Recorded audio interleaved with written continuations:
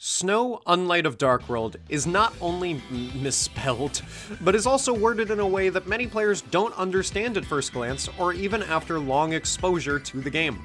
Why is that?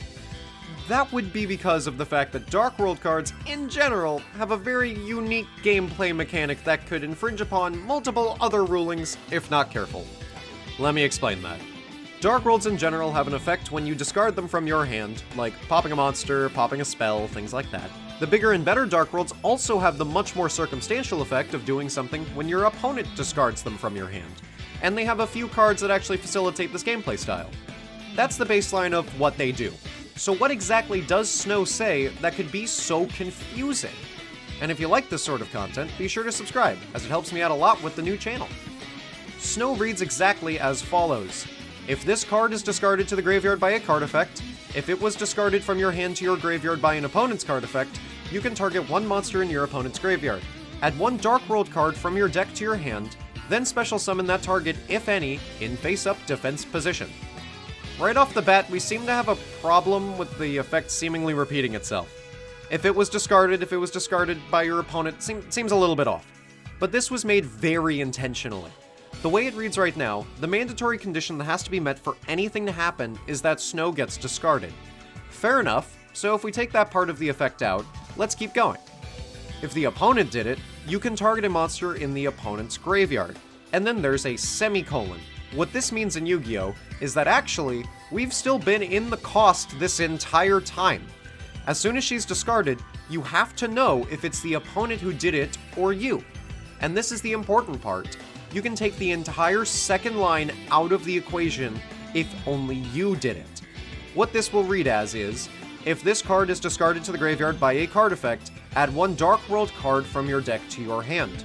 Then special summon that target, if any, in face-up defense position. Which makes a lot more sense. There is no target to be summoned in face-up defense position, and if it was printed like this, it would be worthless gibberish, but you'd still get what the card does. You can think of this as two distinct effects that can happen at the exact same time that wind together like a double helix. That's how I remember this works, at least. So why is it worded this way? If this is old Yu-Gi-Oh! Being wordy and strange, then why does Latinum, a Darkworld that was printed a few years and a whole era later, still have this weird ruling? That's because Yu-Gi-Oh! Found out about the word then. The original concern was that these effects would happen one after another in sequence, which would be a complete nightmare to chain block or otherwise play around.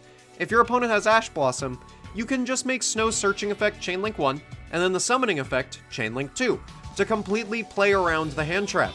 If that sounds like a very minute difference to play around a card that didn't exist at the time, just know there were a lot of trap-based disruption cards at the time, and almost every good Darkworld has 2 effects. So you could possibly get 10 effects from your opponent's Morphing Jar, which is a nightmare to keep track of.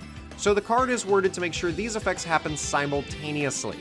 The word then was thankfully invented, and you have what a modern Darkworld would be worded like with Lucent, a whole era later.